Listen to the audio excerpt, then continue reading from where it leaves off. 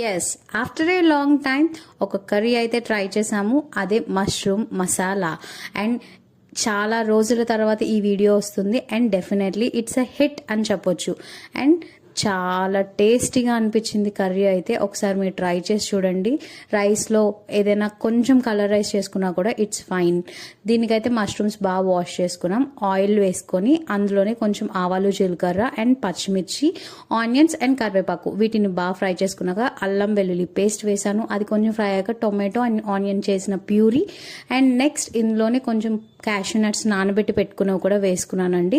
And దీనిలో కొంచెం పసుపు, ఉప్పు, గరం మసాలా అండ్ ధనియాల పొడి ఈ 4 వేసుకున్నాక వీటిని ఫ్రై అయిన తర్వాత కొంచెం కొత్తిమీర వేసుకొని కారం కూడా వేసుకున్నాను. తర్వాత మష్రూమ్స్ వేసేసి వాటర్ వేసుకొని ఉడికించుకుంటే ఎంతో టేస్టీగా అండ్ పర్ఫెక్ట్గా వచ్చే మష్రూమ్ కర్రీ అయితే రెడీ అవుతుంది. మీరు దీన్ని తప్పకుండా ట్రై చేసి